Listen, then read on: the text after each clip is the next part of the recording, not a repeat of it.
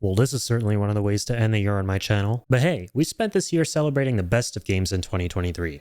And it's only fair that we show love to the other side, even though that other side may not be deserving of any love. Out of respect for my mental sanity, I'm going to have to tell you guys that I'm only going to be taking a look at one of these so-called games today, because that's the only way I don't go insane. Let's do this. Or try to.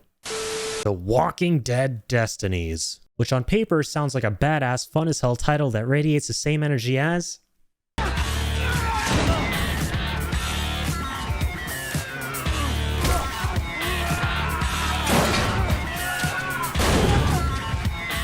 but in reality is like... Dodge this! I could use some meds. Honestly, that little bit there should be the entire review video today. Because what we essentially have here with the Walking Dead Destinies is yet another prehistoric looking asset flip funded by AMC that publisher Game Mill had the gall to release in 2023. And that isn't in the least bit surprising to me, since hell, these are the same folks known for putting out that one little tiny guerrilla game you may or may not have heard of that came out a little while back that has you playing as a miniature-sized version of the mighty King Kong, except in that game you played as his little cousin, Mini Kong, with a growth deformity. And I just can't understand why this might have been the case. That game had a lot of potential to be really good. Some no one ever, honestly. I don't know why people believe it would be really good. It's a piece of garbage. Seriously, it's like Game Mill is trying to outcompete themselves here for the worst game of the year spot. Yeah, that's how bad The Walking Dead Destinies is. So why did I, your friendly neighborhood Addy, decide to pull the trigger here and shoot myself in the foot in the process by going out and taking this game for a spin? Well, it boils down to two pretty simple reasons. Number one, admittedly one of my guilty pleasures is watching playthroughs of bad games as opposed to playing them myself. And number two, I am a pretty big fan of the Walking Dead property. I love the graphic novels by Skybound, and I think the television series by AMC is great, despite its many lowlights. And in addition to those, season 1 of the Telltale video game series is probably one of my all-time favorite gaming experiences, no joke. So when you merge these two things together upon the release of a new Walking Dead game that isn't meant to be the prettiest thing in town, you just know that I have to get off my ass for once to play a bad game myself. Look, at its core, The Walking Dead Destinies does have a pretty interesting concept. As the subtitle Destinies suggests, the game is all about re-experiencing the iconic moments from the television series, beat for beat, while being able to alter the major decisions and, well, destinies of its characters. And on that note, I may be going into spoiler territory here during this review, so do be warned about that. Now here's the thing, this concept of changing destinies is pretty cool, because if you've ever been around in the Walking Dead fandom for a solid period of time, then chances are you'll know how much people love discussing alternate storyline scenarios and theories about what would have happened if Shane lived and Rick died, or if everyone's favorite character T-Dog wasn't done dirty by the show. And you get to see these scenarios outlined by the game. The only problem is that the game is a mess. And that's because The Walking Dead Destinies is a classic example of a decent concept on paper being atrocious in execution. Where do we start? Well, let's begin with the branching Destiny stuff, in which these major decisions you're presented with take place during the game's piss-poor excuse for cutscenes. Shit, if you can even call them that. Basically, they're these still images that feature our favorite characters from the show reduced to hideous caricatures of themselves who A, look like someone rubbed all over their faces with an eraser, and B, are voiced by actors hired off of Wish who so blatantly phoned in their performances.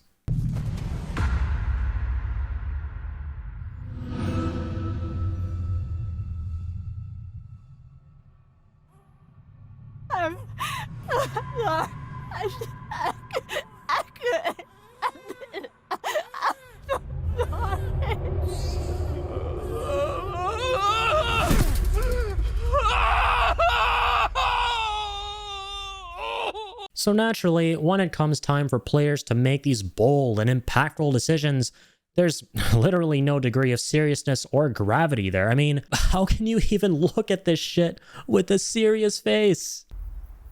So... the bar's full of water.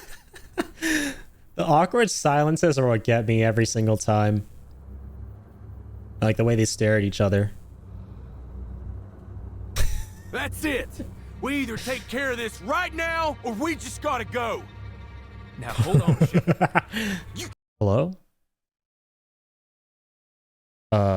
Now, I went into this game with the intention of making every possible decision that was the opposite of the ones that are made by the characters on the show. Even though, yes, you can still go through with those original decisions, which I'm not sure why you would want to, since that defeats the whole purpose of buying the game. And what's that? Oh, you want to know what choices I made? You think I got Shane to kill Rick and become the leader of the group going into the prison arc of season 3 and 4? Well, you'd be right. But buddy, that is just scratching the surface of the insanity that was my playthrough. Because some of my other choices, in no particular order, led to T-Dog becoming the governor and chopping off Michonne's head, Carl dying when he reached the farm, and the governor becoming a good guy. Yeah, imagine telling a Walking Dead fan that those events took place without giving them any further context. They would probably think that's really cool, right? No! While these alternate destinies may seem kind of funny, wacky, and maybe even plausible given the nature of the characters, and while they do pack a slight punch during their immediate aftermath,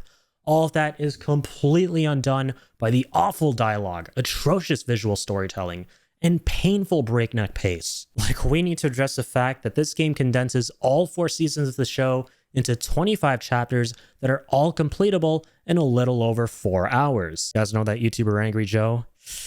Yeah, don't tell him about this game. 4 hours? Major narrative sequences are cut here, like the group's trip to the CDC at the start, and certain characters just don't exist in this universe. Like, amongst these characters, where the hell is Andrea from the show, who's essential to some of the season 3 moments in this game? I hope that stuff like this gives you an idea of how awfully cramped and heavily abridged this story was, where unless you're a well-versed fan of the show, you're going to be mighty confused and bored to death as a result.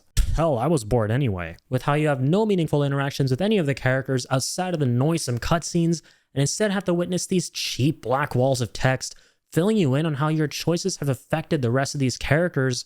Your decisions ultimately feel pointless, and your only reward for making them is getting to witness even more of these horrendous cutscenes and egregiously half-baked gameplay segments, with the only difference being the characters present in them. And do worry, we're going to touch on the gameplay next. But before that, I'll just end my piece here on the Destiny stuff with a couple of small anecdotes that should be very telling about the level of care and effort that went into making this game, which, spoilers, wasn't a lot. Like I said earlier, Shane killed Rick on my file close to the start.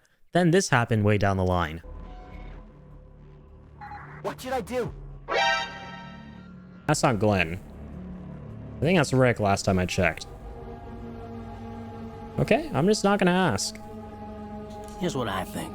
Here's what I think. You should head back to your grave, Rick. I think you should stay in your grave, man. And then this happened. I have to help them. Nice! Nice, and it didn't even bother to put Shane in the cutscene. Love the part where they put care and effort into this game. They put Rick in there. Awesome. Yep, it is Rick. In addition, Carl died on my file close to the start. Any guesses as to what happened at the end of the game? No, wait, what? Carl's alive! What the fuck is going on?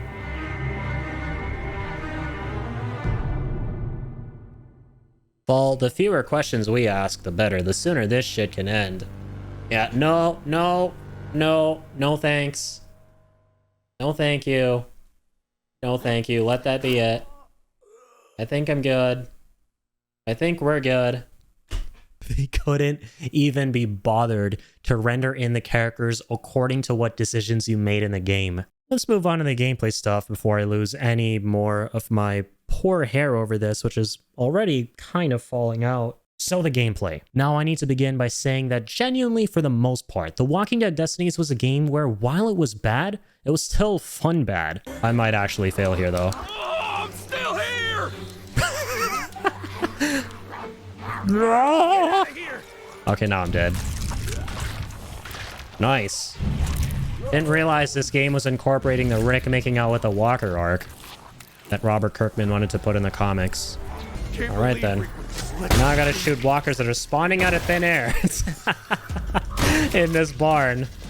Nice. Didn't realize that when Herschel took the walkers into the barn, he was making them teleport to another dimension. My Twitch chat and I had a good time cracking jokes at all the silliness in this package, But I gotta tell ya, the gameplay design of this travesty really wanted to rain all over that parade and turn this from a fun bad game into a bad game. And more than a few times at that. Naturally, when you're not watching cutscenes, you're going to be fighting walkers, and then even more walkers, occasionally tangling with human enemies that look like cardboard JPEGs out of a 2007 Flash game that roll all over the place as if they're drunk wannabe Dark Souls characters. Lock and load. But never mind. What the fuck? What the fuck did I just see? I'm kind of scared, man. I think I'm gonna get nightmares from seeing that JPEG military man right there.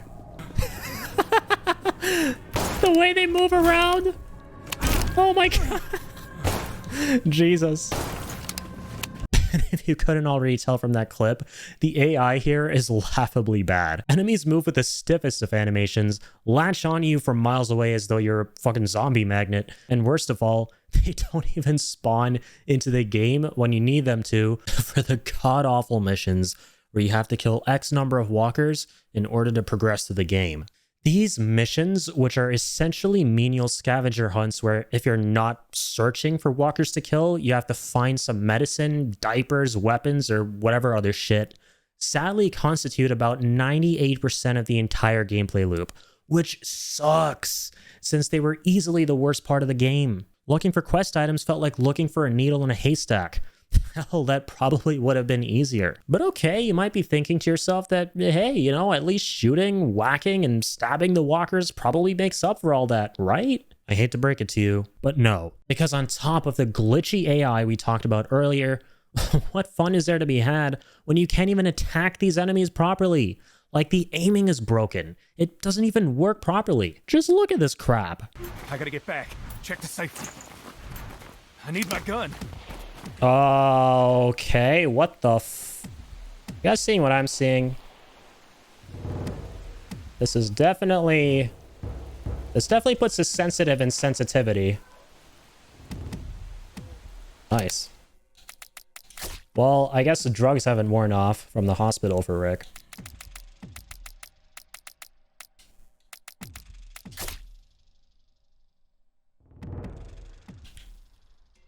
Jesus, okay. That's better. Audio bugs? Awesome. Well, I guess everyone's basically deaf at this point from all the gunfiring and all the walker growling. So is higher slower?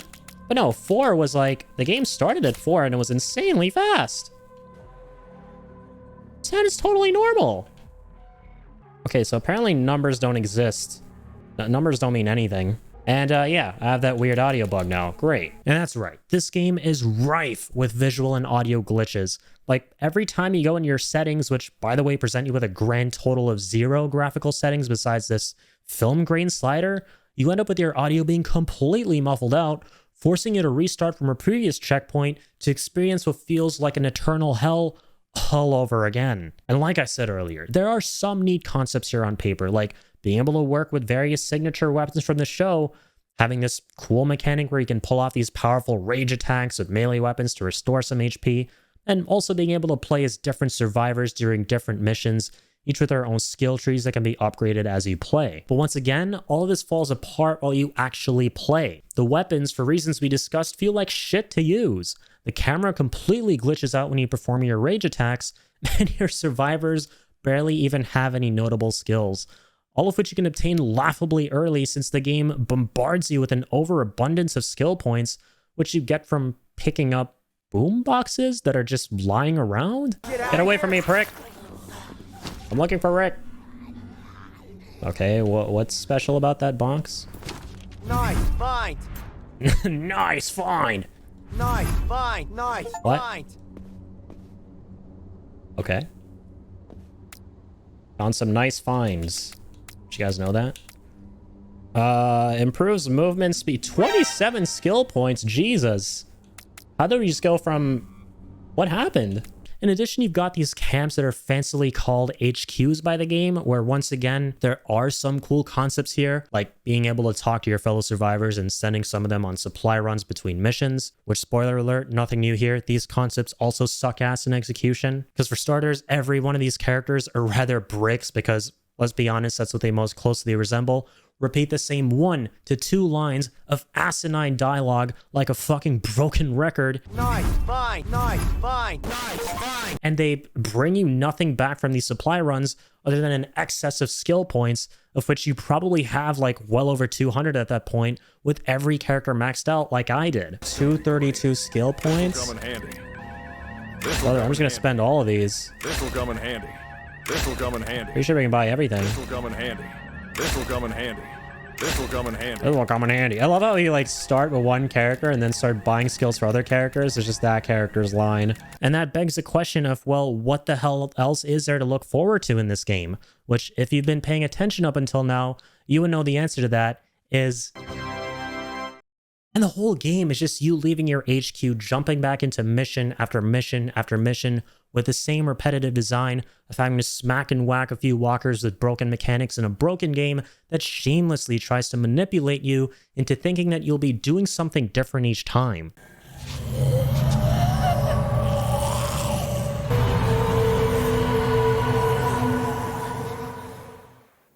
Jesus, I'm terrified.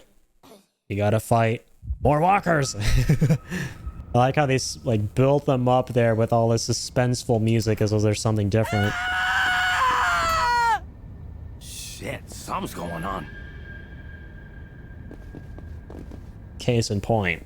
And with the exception of one mission where stealthing around enemies is mandatory, albeit sleep-inducing, there was nothing in this game to keep me interested. Not even the music was at any point a silver lining here, despite including the amazing theme of The Walking Dead, which they somehow managed to weaponize against me by playing it over and over, in addition to the same 2 to 3 tracks that just made me want to ram my head through a frickin' wall.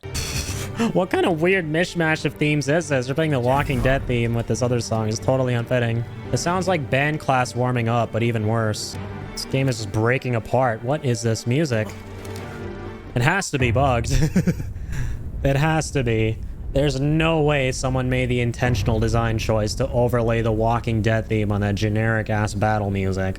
And after the last of every single terrible boss fight, just when I thought it was over, the game had me running through, I shit you not, a literal maze made of fire as a result of the prison being attacked, followed by then having to provide cover fire for Shane and Daryl from a watchtower where Shane didn't even turn out to be Shane and instead turned out to be Rick, as we went over earlier. I mean, I get why Rick was levitating like that. He's back from the dead. I mean, that's clearly why he's there instead of Shane, right? Honestly, that on its own should tell you everything you need to know about the Walking Dead Destinies. It's yet another scummy maneuver by AMC and Game Mill to cash in on the success of a largely successful franchise with as little thought and care put in as possible. I can't help but wonder why it's so difficult to get a good Walking Dead game based on the TV license. For the longest time growing up, I'd imagine the perfect Walking Dead game, which, in my book, would be a highly polished FPS game that is open-zoned with an ample amount of time and budget having been allocated. And the story would follow a specific set of survivors, preferably ones we haven't seen before, set during a specific period during the show's timeline. And now, having seen the tragically untapped potential of the Walking Dead Destinies, it saddens me to see that these studios would clearly rather see these great concepts latched onto a project like this, as opposed to all of our dream Walking Dead games. And for that reason, the Walking Dead Destinies is a game that made me live up to my name.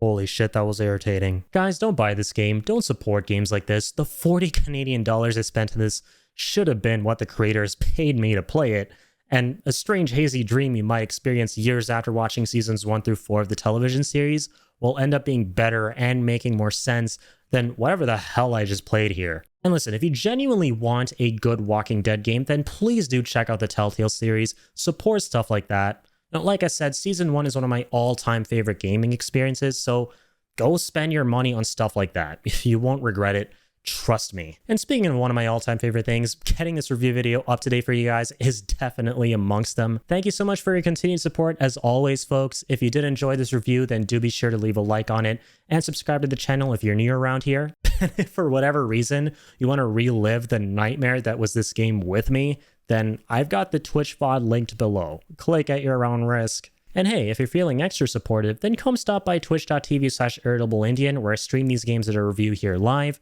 I would love to say hi to you guys there, and I promise I won't bite with any more awful games for the most part. I mean, I play really good games for the majority of the time, and these bad games are, you know, pretty much once in a blue moon, and hopefully that blue moon doesn't reemerge for a good while. But until the next one, guys, stay happy, stay healthy, stay positive, and as always, keep on keeping on.